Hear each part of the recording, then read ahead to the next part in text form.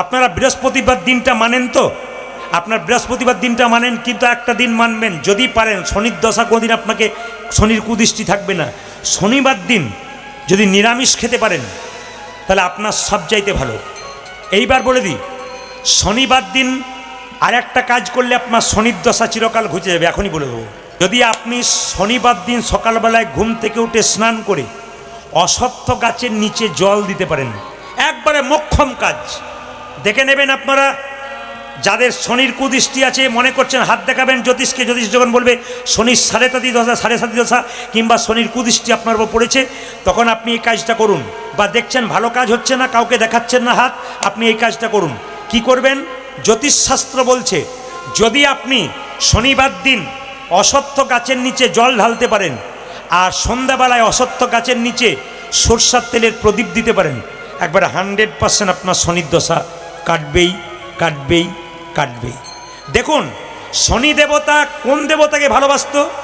গুরু বলে মানত কাকে? শিবকে। সেই শিবের প্রতি পর্যন্ত শনি কুদৃষ্টি দিয়েছিল। একবার দুর্গা শিবের সঙ্গে ঝগড়া করেছিল, স্বামী চিরকাল কৈলাস পর্বতে থাকবো, এটা বাড়ি টাড়ি কিছু হবে না।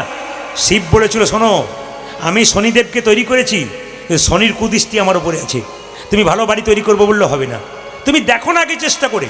শিব ভালো বাড়ি করার চেষ্টা করেছিল, শনির কুদৃষ্টির প্রভাবে আস্তে আস্তে বাড়িটা নষ্ট হয়ে গেছিল। ওই জন্য কৈলাস পর্বতে বাবা ছিলেন। এ পৌরাণিক গ্রন্থে কথা বলছে।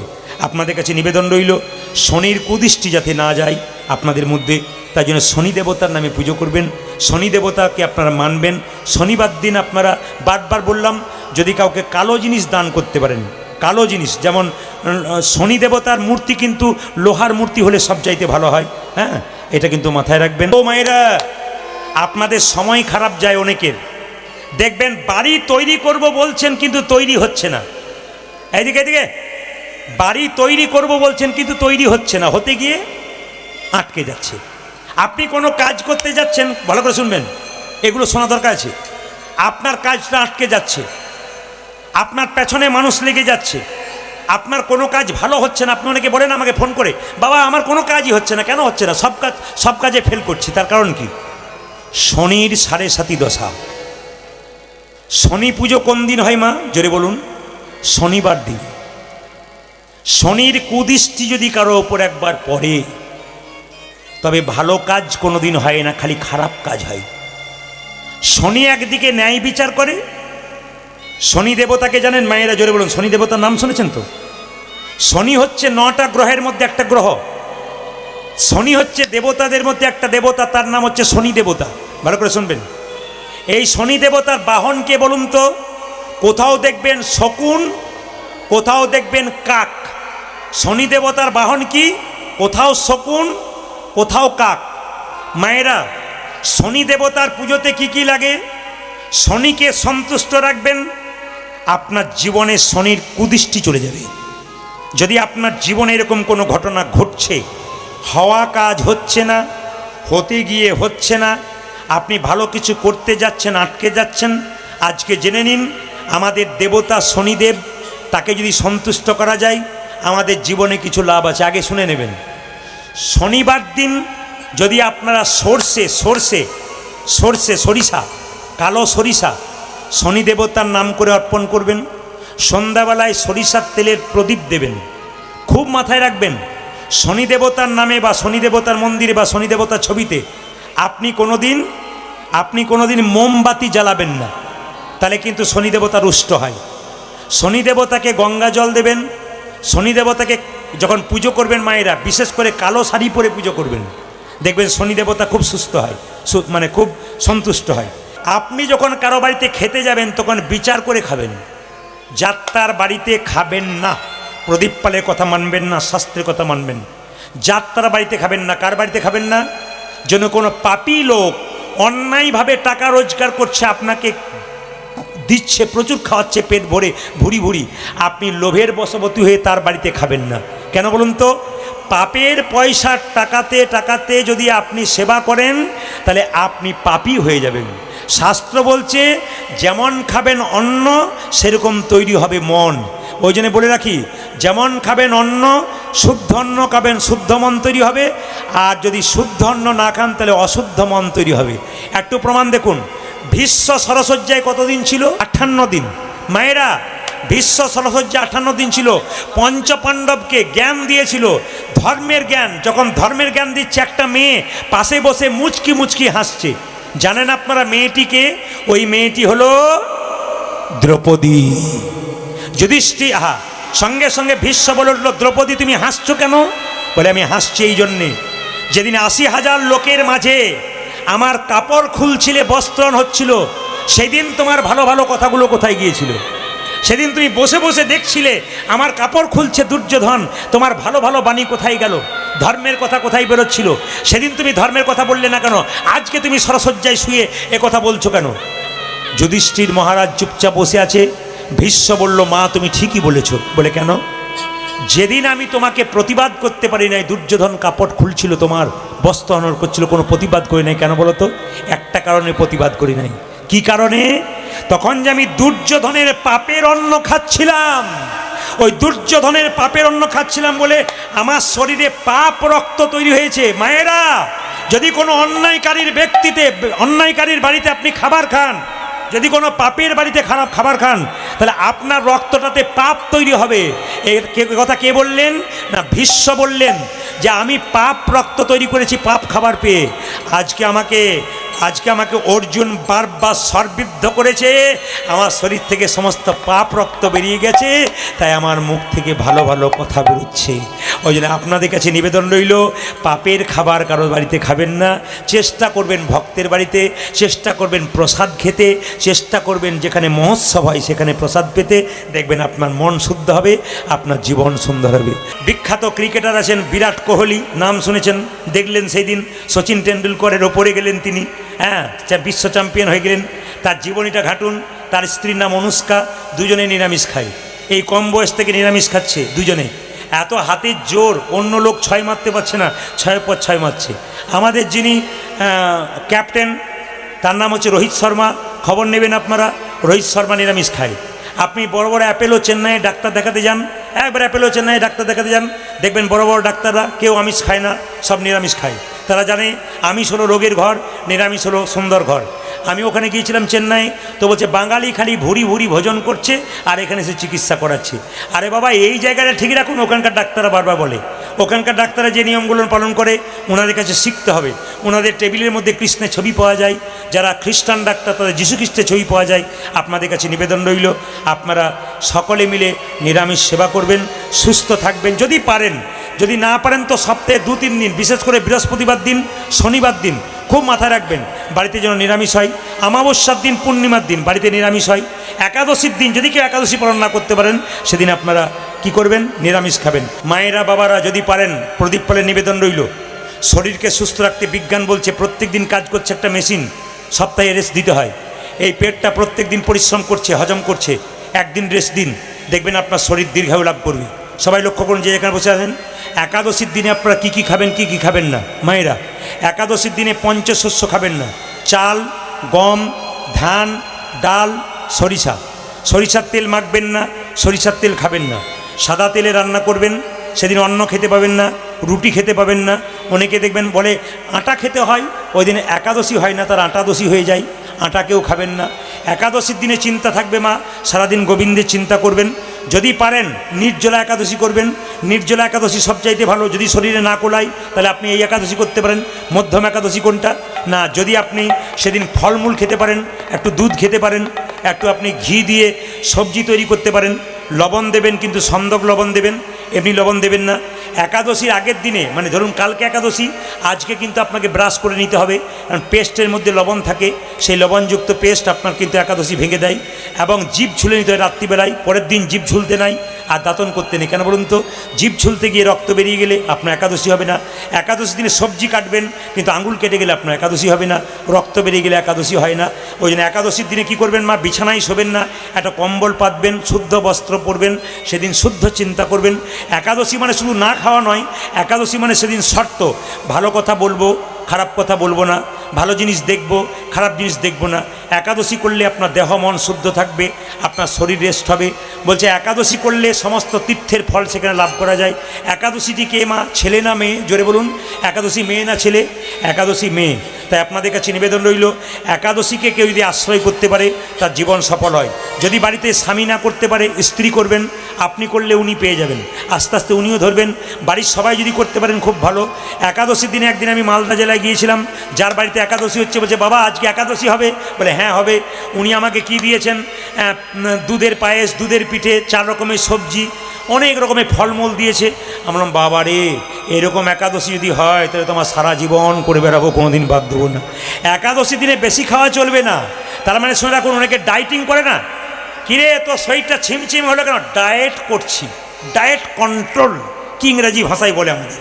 কিন্তু ভাগবত তার আগেই বলে দিয়েছে ডাক্তার দেখাতে হবে না, ডায়েট করা যাবে। কিসে ডায়েট করা যাবে? এই পেটটাকে যদি 4 ভাগ করা যায়, তা 3 ভাগ খাবার খাবেন, খুব মাথা রাখবেন। 3 ভাগ খাবার, না না, এই পেটটাকে যদি 4 ভাগ করা যায়, 2 ভাগ খাবার খাবেন অর্ধেক, আর অর্ধেক জল খাবেন, অর্ধেকটা ফাঁকা রাখবেন। সেই শরীরে জীবনে রোগ হবে না। যত রোগ আসে কোনখান থেকে? এই জায়গা থেকে। যত আপনি উল্টো পাল্টা খাবেন, এইখান থেকে তৈরি হবে 1000 রকমের রোগ। ওই জন্য আপনাদের কাছে নিবেদন রইল, যদি নিরামিষ খেতে পারেন সবচাইতে ভালো। নিরামিষ খাওয়া মানুষরা দীর্ঘদিন লাভ করে। যার ভেতরে কু আশা আছে সেখানে গোবিন্দ আসতে পারে না। কারো ভেতরে যদি কু আশা থাকে তাহলে গোবিন্দ দর্শন কোনোদিন হবে না। হরি বল, হরি বল। আপনারা সময় থাকতে এসেছেন, যদি সময়ে কেউ গোবিন্দ ভজন করতে পারে তবে অসময়ে ভগবান আপনার সামনে আসবে। হিন্দু সনাতন ধর্মকে বাঁচানোর একমাত্র পথ এই হরিসভা। এই হরিসভা প্রথম শুরু করেছিলেন স্বয়ং মহাপ্রভু। তিনি যদি হরিসভা শুরু না করতেন তবে আপনাদের মতো আমাদের মতো ভক্তগণ এখানে আসতে পারতেন না। আমাদের হিন্দু সনাতন ধর্মের কোনো স্কুল নাই, এইটাই একমাত্র স্কুল যেখানে আপনারা কৃষ্ণ কথা, হরি কথা শুনে আপনাদের জীবনটাকে পরিবর্তন করবেন। জীবনে চলার পথে কিছু কথা আছে, যে কথাগুলো আপনারা যদি মেনে চলতে পারেন আপনাদের জীবন সুন্দর হয়ে যাবে। আমি আপনাদের কাছে এইটাই প্রার্থনা করব, আজকে সুন্দরভাবে সুন্দর মন নিয়ে গোবিন্দের কথা শুনুন। ভগবানের মন্দিরে কটা আপেল দিলেন, কটা লেবু দিলেন, ভগবান ওইটা দেখে না, ভগবান খায়ও না। শুধু দেখে আপনি যে কটা আপেল এবং লেবু দিলেন কেমন মন দিয়ে দিলেন। মান মানা ভাবা, তোমার মনটা তুমি ভগবানকে দিয়েছো কিনা, এইটাই ব্যাপার। আজকে হরিবাসরে ভগবান দেখতে পাবেন আপনারা আপনাদের মনটা কতখানি ভগবানকে দিয়েছেন। তাই ভগবানকে মনটা দিন, দেখবেন শান্তি পাবেন। সংসারে শান্তি আছে যদি হরিকথা কৃষ্ণ কথা বলতে পারেন। তাই মহাপ্রভু নবদ্বীপের পথ দিয়ে যাচ্ছেন শ্রী গৌরাঙ্গ প্রেমের ঠাকুর নাম দিতে দিতে। শ্রী গৌরাঙ্গ প্রেমের ঠাকুর প্রেম বিলাতে এলো নদিয়ায়। যেদিন আপনারা বাড়িতে রং খেলা করেন, যেদিন আপনারা ফাগ খেলা করেন, সেই দোল পূর্ণিমার দিনে মহাপ্রভু এসেছিলেন। কিন্তু দুর্ভাগ্য আমাদের, আমরা সংসারে নানা রকম কাজে মাতামাতি থাকি। দোল পূর্ণিমার দিনে মাংসর দোকানে, মাছের দোকানে ভিড় দেখবেন। রং খেলা মানে আমাদের মনে ঢুকে গেছে সেদিন বাড়িতে একটু মাছ মাংস আনতে হবে, আত্মীয় স্বজন আসবে, একটু আনন্দ করে খেতে হবে। কিন্তু সবচাইতে দুঃখের ব্যাপার, ওই দিন স্বয়ং মহাপ্রভু আমাদের মর্তধামে এসেছেন। সবচাইতে লজ্জার ব্যাপার, আমরা মহাপ্রভুকে চিনলাম না। হ্যাঁ, আমরা সেই দিন মাছ মাংস এনে বাড়িতে খেলাম। কিছু কিছু দিন আছে মায়েরা, সেই দিনগুলোকে মানতে হয়। জীবনে সারাটা জীবন যদি না মানতে পারেন, বিশেষ বিশেষ দিনগুলোকে আপনাদের মানতে হবে। বিশেষ করে দোল পূর্ণিমার দিনে, আমাবস্যা পূর্ণিমার দিনে বাড়িতে আমিষ আহার করতে নাই। আমাবস্যার দিনে যদি কোনো বাড়িতে নিরামিষ আহার হয় তবে দেখবেন সেই বাড়ির মানুষ বহুদিন সুস্থ শরীরে বাঁচতে পারে। এ আমরা বলি নাই, আয়ুর্বেদ শাস্ত্র বলছে। এ শুধু তাই নয়, বিজ্ঞান বলছে। এ শুধু তাই নয়, শাস্ত্র একই কথা বলছে। আমরা আজকে মানি না, অনাচার করছি, অত্যাচার করছি বলে আমাদের জীবনগুলো ছোট হয়ে যাচ্ছে, আমাদের চলার পথগুলো খুব ছোট হয়ে যাচ্ছে। তাই যদি দীর্ঘ জীবন লাভ করে সুস্থ শরীরে বাঁচতে চান, নিজের কর্ম করতে চান, তবে আধ্যাত্মিক জীবন যাপন করুন, দেখবেন জীবন সুন্দর হবে। আজকে আপনাদের সামনে নিবেদন রইল, এখানকার যিনি চেয়ারম্যান আছেন, যিনি আমাদের বোন এসেছিলেন, এখন তারা ধর্মীয় মানুষ, খুব ভালো লাগলো, আধ্যাত্মিক চেতনা আছে। আমি আসাম, কোচবিহার, জলপাইগুড়িতে প্রচুর গান গাই। ওখানকার এমএলএ সাহেবরা আপনারা চমকে যাবেন। আপনারা যেমন বসে আছেন নিচে, ওরকম এসে ফোর্স নিয়ে এসে নিচে বসে যায় কীর্তন শুনতে। আশ্চর্যের ব্যাপার, ঘন্টার পর ঘন্টা চুপচাপ বসে কীর্তন শোনে। এত সময়ের দাম, কিন্তু তাকে জিজ্ঞেস করাতে উনি একটা কথাই বললেন, সময় তো সব সময় দিচ্ছি কাজের জন্যে, ভগবানের জন্যে কতক্ষণ দিলাম। আজকে ভগবানের নাম হচ্ছে, আজ যদি বসতে না পারি তাহলে আমি কোন দিন বসতে পারবো। এরকম চেতনা যদি কারোর মধ্যে থাকে, তবে ভগবান তার পথটা, সে যে পথেই থাক না কেন, তার পথটাকে দীর্ঘ করবে। ভগবানের আশীর্বাদ, সাধুগুরু বৈষ্ণবের আশীর্বাদ না হলে যে পথেই থাকুন না কেন দীর্ঘ লাভ করতে পারবেন না, যদি গোবিন্দের কৃপা না থাকে। এই জন্য ভগবানের কৃপা পাওয়ার জন্যে আজকে মহাপ্রভু কি করলেন, আমাদের মতো অধম জীবকে হরিনাম দেওয়ার জন্যে নিতাই চাঁদকে ডেকে বললেন, দাদা তুমি জীবের দ্বারে হরিনাম দাও, নয়নে দেখিবে জারি কৃষ্ণ নামে দেবে তারে। নয়নে দেখিবে যারে কৃষ্ণ নামে দেবে তারে, নয়নে দেখিবে যারে কৃষ্ণ নামে দেবে তারে, নয়নে দেখিবে জানে কৃষ্ণ নামে দেবে তারে। মহাভারতে পঞ্চপাণ্ডব যুধিষ্ঠির, আসতে মায়েরা, যুধিষ্ঠির, ভীম, অর্জুন, নকুল, সহদেব, মাথায় আছে তো? পাঁচজন ভাইয়ের নাম কি কি? যুধিষ্ঠির, ভীম, অর্জুন, নকুল, সহদেব। তারা পাঁচজন বসে আছে। কৃষ্ণ বলছে, তোমরা পাঁচজন বসে আছো, কিছু জিজ্ঞেস করবে? তখন বড় ভাই যুধিষ্ঠির বলল, আমার একটা প্রশ্ন আছে, যে কলিযুগের মানুষ কেমন হবে? এখনই আপনারা জানতে পারবেন আমরা কেমন হব কলিযুগের মানুষ। আচ্ছা, ভীম প্রশ্ন করলো, কলিযুগের সাধু কেমন হবে? অর্জুন প্রশ্ন করলো, কলিযুগের মা বাবা কেমন হবে? আর সঙ্গে সঙ্গে নকুল প্রশ্ন করলো যে কলিযুগের ধর্ম কেমন হবে? আর সহদেব প্রশ্ন করলো, কি এমন কর্ম করলে মানুষ পাপ করার পর উদ্ধার হয়ে যায়, একটু আমাকে বুঝিয়ে দিতে হবে। কৃষ্ণ বলল, আজকে বলবো না, কালকে বলবো। একটু বলে যাই এদিকে, আজকে বলবো না, কালকে বলবো। তোমরা পাঁচজন পাঁচটা রাস্তা দিয়ে যাও, দেখতে পাবে, যা যা দেখতে পাবে কাল সকালে এসে আমাকে বলবে। মায়েরা, এখন যুধিষ্ঠির এক পথে গেছে, ভীম এক পথে গেছে, অর্জুন এক পথে গেছে, নকুল এক পথে, সহদেব এক পথে। তো গাইতে গাইতে যাচ্ছে। কি গাইতে গাইতে যাচ্ছে? কৃষ্ণ নাম গাইতে গাইতে যাচ্ছে। কৃষ্ণ কেশব কৃষ্ণ কেশব কৃষ্ণ কেশব তাই নাম, রাম রাঘব রাম রাঘব রাম রাঘব রক্ষম। হরে কৃষ্ণ হরে কৃষ্ণ কৃষ্ণ কৃষ্ণ হরে হরে, হরে রাম রাম রাম হরে হরে। আমি কথাগুলো বলবো, আপনাদের মনে রাখতে হবে, একটু পরে জিজ্ঞেস করব। ভীম গিয়ে দেখলো রাস্তাতে একটা হাতি দাঁড়িয়ে আছে, কিন্তু আশ্চর্যের ব্যাপার, হাতির চারটে পা আছে, দুটো চোখ আছে, দুটো কান আছে, কিন্তু হাতির দুটো সুঁড় দেখতে পেল, দুটো মুখ। তা মনে মনে ভাবছে, হাতি তো এমন দেখেছি, এমন তো হাতি দেখি না যার দুটো মুখ, এটা কেন দেখলাম? কৃষ্ণকে জিজ্ঞেস করব। মায়েরা, এখন যখন ভীম রাস্তা দিয়ে যাচ্ছে, তখন দেখছে একটা পুকুরের মধ্যে একটা পচা গলা মরা পড়ে আছে, আর তার উপর একটা পাখি বসে আছে, ঠুকরে ঠুকরে খাচ্ছে। তা পাখির গায়ে হরে কৃষ্ণ নাম লেখা আছে ডানাতে। যে পাখিটার ডানাতে হরে কৃষ্ণ নাম লেখা আছে, সে আবার মরা পচা গলা জন্তুটাকে খাচ্ছে। তা মনে মনে ভাবছে, এই মরা পচা গলা জন্তু, বলুন তো মায়েরা, যারা কৃষ্ণ ভক্ত হয় তারা অখাদ্য খায়? জোরে বলুন হ্যাঁ না না, কুখাদ্য খায়। যারা কৃষ্ণ ভক্ত হয় তারা শুদ্ধ খাবার খায়, আচারে চলে, বিচারে চলে। কিন্তু ডানাতে কৃষ্ণ নাম লেখা আর মরা জীবজন্তুটা ঠুকরে ঠুকরে খাচ্ছে। আচ্ছা, কৃষ্ণকে জিজ্ঞেস করব।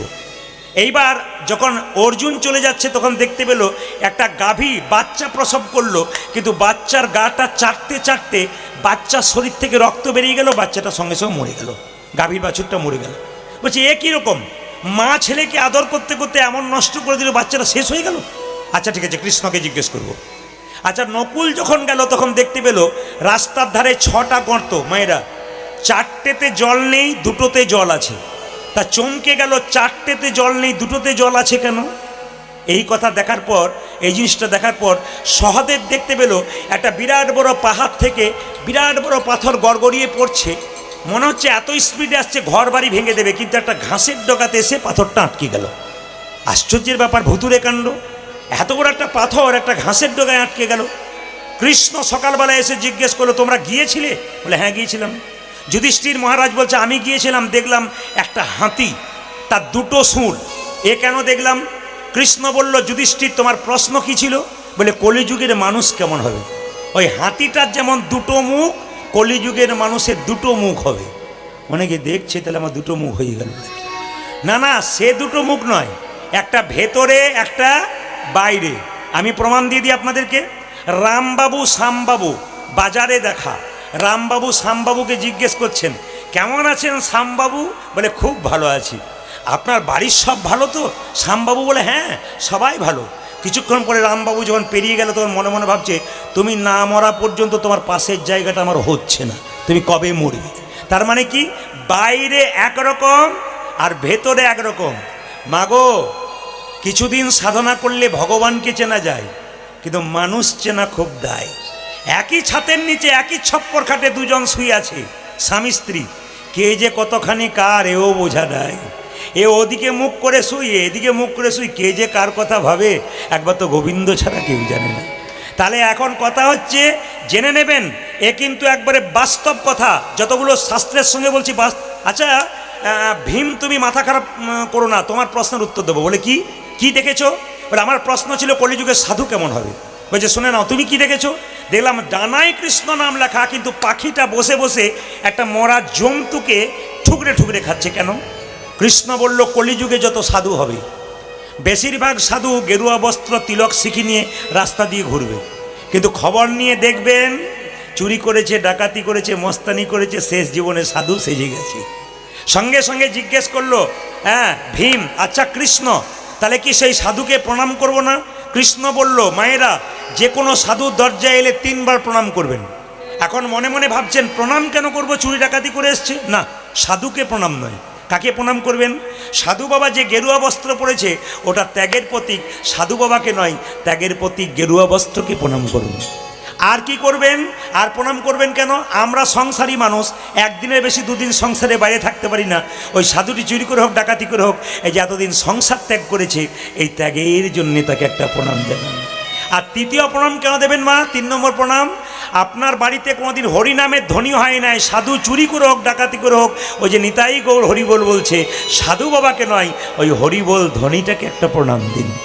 বাহ, খুব সুন্দর উত্তর পেলাম। আচ্ছা এইবার অর্জুন, তোমার মনে কি প্রশ্ন জেগেছে?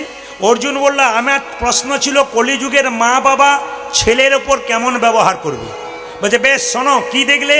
একটা গাভী একটা বাছুর প্রসব করলো, কিন্তু বাছুরটার গাটা চাটতে চাটতে নষ্ট করে দিল। কিছু মনে করবেন না মায়েরা, এখনকার যুগের বাবা মা বাচ্চাকে জন্ম দিচ্ছে, আদর দিয়ে দিয়ে বাচ্চাকে নষ্ট করছে। দেখবেন বিবেকানন্দ বলেছেন, জীবন্তে মরা, বেঁচে আছে কিন্তু বিবেক নাই, এমন ছেলে তৈরি করছে। মা বাবার প্রতি কর্তব্য নাই, শ্বশুর শাশুড়ির প্রতি কর্তব্য নাই, আত্মীয় স্বজনের প্রতি কর্তব্য নাই, কৃষ্ণের প্রতি ভক্তি নাই, বৈষ্ণবের প্রতি সম্মান নাই। এরকম ছেলে দেখবেন এখন বেশিরভাগ তৈরি হচ্ছে। কেন বলুন তো? জন্ম নেবার পর বাচ্চা যদি কিছু খাবার না খায়, সঙ্গে সঙ্গে মা বলছে মোবাইলটা নিয়ে আয়, কার্টুনটা চালু করে দে, দেখবি খাবে। তার মানে কি, এখন থেকে এই বাচ্চাকে আমরা জীবন্তে মরা করে দিচ্ছি। এইদিকে কম্পিউটার ক্লাস, এই ক্লাস সেই ক্লাস করতে করতে এইটুকু বাচ্চার পিঠে একটা বিরাট বড় ব্যাগ দিয়ে দিচ্ছি। না না, আপনারা ছেলেকে শিক্ষিত করবেন, মেয়েকে শিক্ষিত করবেন, এটা অবশ্যই করবেন, কিন্তু এই নয় যে অমানুষ করে দেবেন, তা নয়। কেন অমানুষ হচ্ছে বলুন তো? কিছু মনে করবেন না, এটা তৈরি করার জন্য আমরা দায়ী। কেন দায়ী? একটা মা তার বাচ্চাকে বলছে, টিফিন বাক্সে খাবার দিলাম, স্কুলে যাবি, কিন্তু নিজে খাবি, কাউকে দিবি না। যদি কাউকে দিস, তোর একদিন কি আমার একদিন। আমি খেটে কম্ম করে করে দেবো, আর তুই লোকের ছেলেকে খাওয়াবি। কান ধরে উঠবোস কর, আমার কাছে কথা দিয়ে যা, নিজে খাবি, কাউকে দিবি না। ছেলে বড় হলো, চাকরি করলো, বিয়ে করলো, নিজে খেলো, বাবা মাকেই দিল না। বাবা মা প্রশ্ন করছে, আমাদের দিচ্ছিস না কেন? কি করে দেব? সেদিন তুমি কান মুলে শপথ করিয়েছিলে যে নিজে খাবি, কাউকে দিবি না। নিজে খেলাম, তোমাদেরকেই দিলাম না। আজকে তৈরি করছেন কিন্তু আপনারা। কিছু মনে করবেন না মা। ছেলেকে বলছে এমন পড়াশুনো করতে হবে, কলমের ডগায় লাখ লাখ টাকা রোজগার করতে হবে, পাশে ছেলেটা চেয়ে তোকে বেশি বুদ্ধিমান হতে হবে। না না, ছেলেকে তৈরি করুন কিভাবে? আমি একটা পথ বলে দিই, রামকৃষ্ণ দেবের কথা। তিনি বললেন, সকালবেলায় বাচ্চা যখন ঘুম থেকে উঠে, তাকে ব্রাশটা ধরিয়ে দেবেন, কথাটা ঠিক, মুখ ধুয়ে দেবেন, কথাটা ঠিক, কিন্তু তারপর তাকে বলতে হবে, বাবা মন্দিরে গিয়ে একবার প্রণাম করো, দাদু ঠাকুমাকে একবার প্রণাম করো, আমাদের বাবা মাকে, মানে তোমার বাবা মা আমাদেরকে প্রণাম করো। ছোট থেকে শেখাবেন, বড়তে ছেলে তো শিক্ষিত হবে, অন্তত বিবেকটা তৈরি হবে, জ্ঞান তৈরি হবে, যে বাবা মায়ের প্রতি শ্রদ্ধা হবে। আমরা তো ওইটা করি না, সকাল থেকে তো খালি কলমের ডগায় মানে আমার টাকা রোজগার করার যন্ত্র তৈরি করে দিই, কিন্তু বিবেকবান সন্তান আমরা তৈরি করছি না। নিবেদন আপনাদের সামনে, উত্তর পেয়ে গেল, সঙ্গে সঙ্গে বলছে আচ্ছা নকুল তুমি কি দেখলে? নকুল বলছে আমি দেখলাম 6টা গর্ত, 4টাতে জল নাই, 2টোতে ফাঁকা। ধর্ম কলিযুগের কেমন হবে কিছু মনে করবেন না, এখনকার ধর্ম অপরাধ নেবেন না। এখানে জগদ্ধাত্রী মন্দির দেখলাম, ভক্তি এলো, আমার খুবই ভক্তি এলো। কবিটিকে আমি খুব সাধুবাদ জানাই, এত সুন্দর আদি নিয়ম অনুযায়ী এত সুন্দর পুজো করেছে, প্যান্ডেলের মহিমা রেখেছে, যেখানে থিম রাখেনি। এমন এমন পুজো হচ্ছে, দুর্গা পুজো দেখবেন থিম রেখেছে। অন্যান্য ধর্মের মানুষ আমাদেরকে ঠাট্টা করে।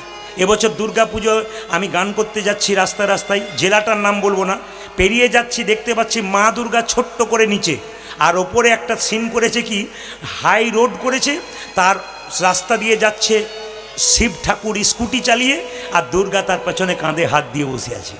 তো এটাকে কি বলছে না থিম বলছে।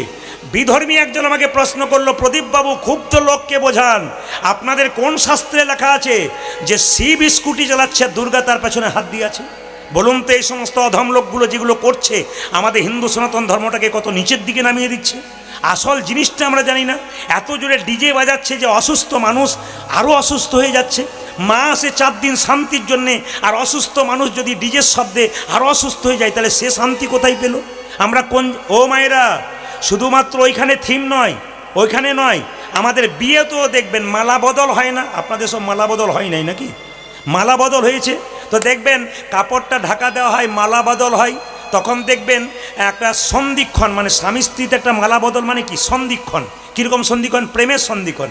মেয়েটি স্বামীকে মালা দেবে, স্বামী তার স্ত্রীকে দেবে। সেই সময় স্ত্রী যখন স্বামীকে দিতে যাচ্ছে, তখন পেছন থেকে একজন ক্যামেরাম্যান বলছে এই দিকে তাকাও, এই দিকে। আচ্ছা বলুন তো, শুভ দৃষ্টিটা স্বামীর ওপর হওয়া উচিত ছিল, কোথায় হলো বলুন তো? আর স্বামীর দিকে তাকায়। এই জন্যে তো আজকালকার মেয়েরা দেখবেন রাস্তা দিয়ে যাচ্ছে খালি এদিক আর ওদিক, আর স্বামীর দিকে তাকাচ্ছে না। মানে আমাদের বিয়েতেও মডেল তৈরি হয়ে গেছে। আরে বাবা মালা বদল হতে দে, তারপর না মালাটা বদল করছে সন্ধিক্ষণ, তখন বলছে এই দিকে তাকান, এই দিকে। মানে ক্যামেরাম্যানকে বলবো না, কিছু মনে করবেন না, যেটা বলুন রাধা রানী কি। মানে ধর্মের আড়ম্বরতা বেশি, কিন্তু আসল ধর্মটা ক্ষণিক সামান্য। এইবার লক্ষ্য করুন, নকুল সহদেব বলল আমি দেখলাম বিরাট বড় পাহাড় থেকে ছোট্ট একটা বিরাট বড় পাথর গড়গড়িয়ে পড়ছে স্পিডের মুখে, ঘর বাড়ি ভেঙে যাবে মনে হচ্ছে, কিন্তু একটা ঘাসের ডগায় আটকে গেল। সঙ্গে সঙ্গে কৃষ্ণ বলল তোমার প্রশ্ন কি ছিল? কলিযুগের মানুষ এত পাপ করবে, কি করলে উদ্ধার হবে? বলছে যত পাপ করেছে পাহাড়ের সমান পাপ যদি কেউ করেছে, মহাপ্রভু বললেন খাইতে শুইতে যথাতথা যদি একটু হরিনাম নামক কৃষ্ণ নাম নামক ধনকে ধরতে পারে, তাহলে ঘাসের ডগার মতো সে নিতাই গৌর হরি বল, বিরাট বড় পাপ থেকে সে মুক্তি হয়ে যাবে যদি নাম করতে পারে। তাই যদি কেউ মনে করেন যে আমি অন্যায় করে ফেলেছি, অন্যায় পথ থেকে ত্যাগ করে যদি মহাপ্রভুর কথা অনুযায়ী কৃষ্ণ নাম করতে পারেন, আপনাদের লাভ হয়ে যাবে। রাধে রাধে। হ্যাঁ জোরে বলবেন শ্যাম সুন্দর কি।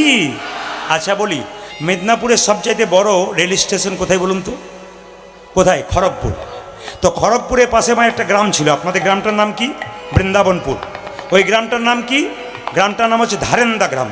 ওখানে দুজন স্বামী স্ত্রী বাস করতেন। মাথায় রাখবেন, আমি আধ ঘন্টা পর জিজ্ঞেস করব। স্বামীর নাম কৃষ্ণমণ্ডল, কার নাম মনে থাকবে? কৃষ্ণমণ্ডল।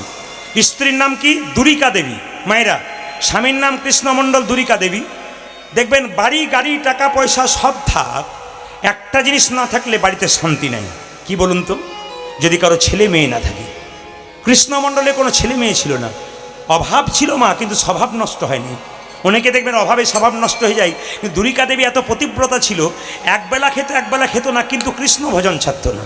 ধারেন্দাতে কৃষ্ণমণ্ডল দুরিকাকে বলছে, দুরিকা তুমি গালে হাত দিয়ে কি ভাবছো? আমি ভাবছি এত অভাব, একবার ভগবানের কাছে গিয়ে বলতে পারো না কিছু দাও? কৃষ্ণমণ্ডল বলল, শোনো দুরিকা, তোমার সব কিছু ভালো, একটা জিনিস খুব খারাপ, তোমার লোভ বেশি। কেন? তোমার কিসের অভাব?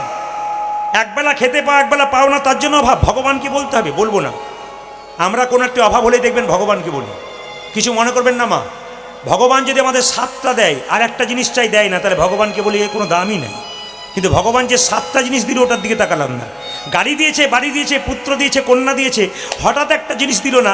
তোমার ভগবানকে এত ডাকলাম, দিল না। কিন্তু তিনি যে এত দিয়েছেন ওগুলো হিসাব করলাম না, একটা দিল না, ওতে আমাদের রাগ হয়ে গেল। কিন্তু কৃষ্ণমণ্ডল বলল মন্দিরে যাব কিন্তু কিছু চাইবো না। আপনারা মন্দিরে যাবেন কিন্তু কিছু চাইবেন না। কেন চাইবেন না মা? একটা ছেলে যদি বাচ্চা মায়ের কাছে বারবার ঘুরঘুর করে, মা কিন্তু জানতে পারে ছেলে কেন ঘুরঘুর করছে। ভগবানের মন্দিরে গিয়ে আপনি বলবেন ছেলের চাকরি হোক, মেয়ের বিয়ে হোক, একথা আপনি বলবেন না। কেন?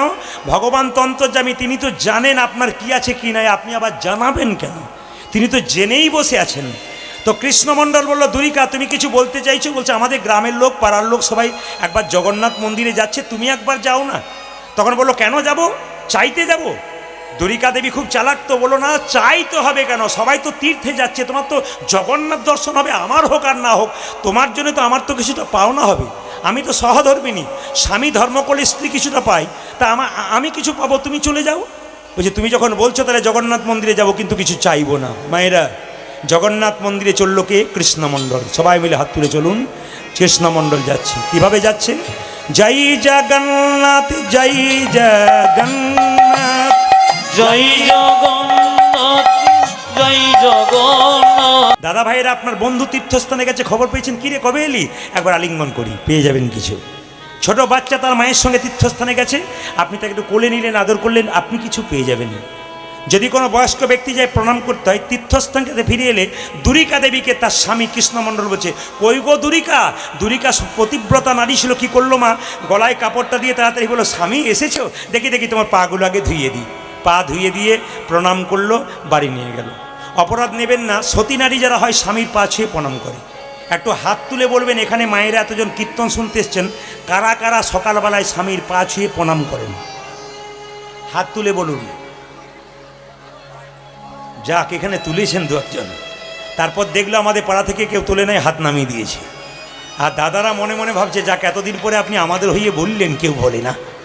না না, একটা কথা বলি মায়েরা, পরশু তারিখ আমি গাইছিলাম মেদিনীপুরে, তো এই কথাটি বলেছে একটি মেয়ে সামনে উঠে এসে বলল প্রদীপবাবু কিছু মনে করবেন না, আমার আসলে আপনার আমি খুব ভক্ত, খেতে শুতে রাত্রিবেলায় ঘুম হয় না যদি আপনার গানটা না শুনি, কিন্তু সব আপনার ভালো মেনে নিলাম, একটা কথা রাখতে পারলাম না, স্বামীকে প্রণাম করতে পারবো না।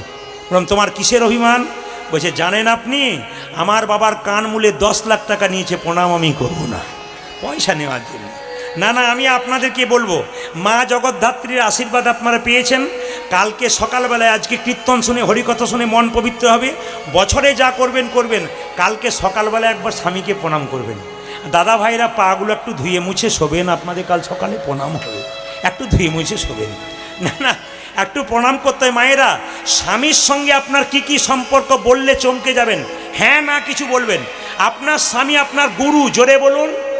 হ্যাঁ না না জোরে বলুন। এখানে তো হ্যাঁ বলছেন, ওদের মনগুলো খুব খারাপ। কেন বলুন তো? মনে মনে ভাবছে কি যে হয়, ঘরে না গেলে বুঝবেন না।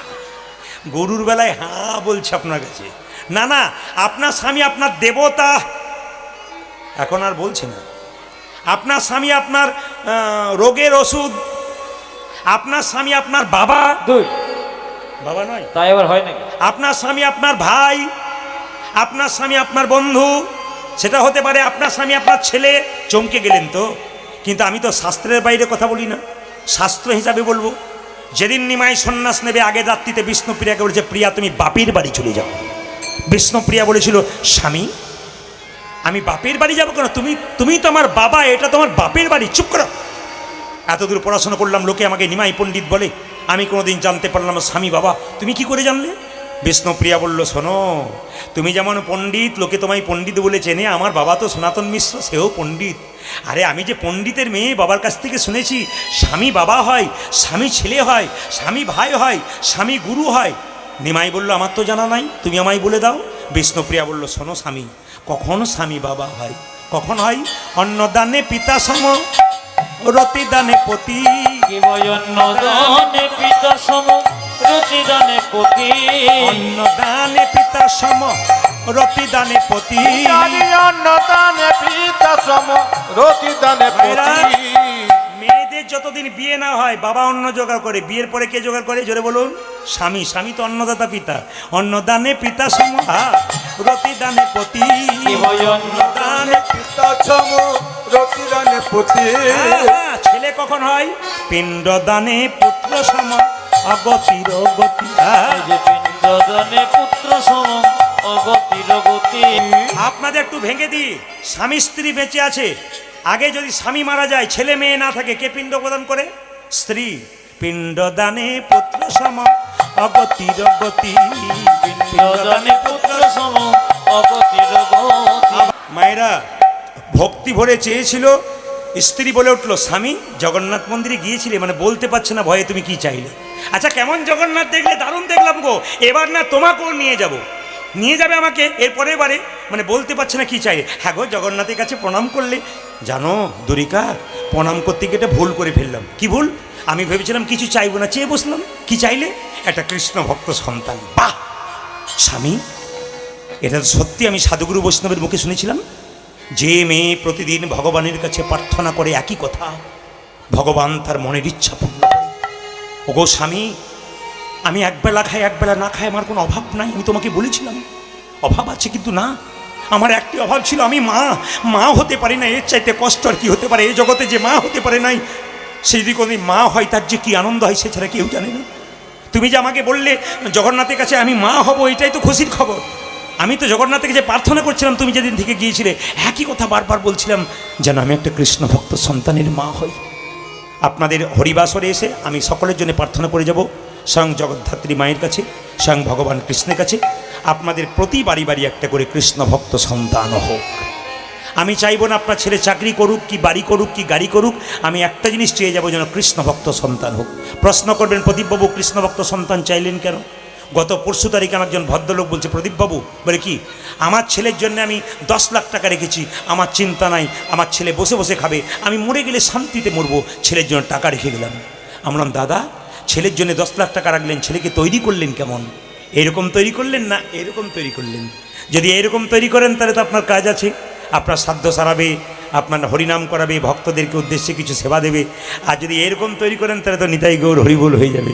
উনি বললেন, না না, চেষ্টা করছি ভালো করবার যতটা হয়। আমি বলবো, ছেলের জন্য সম্পদ রাখতে হবে না, ছেলেকে সম্পদ তৈরি করে যান।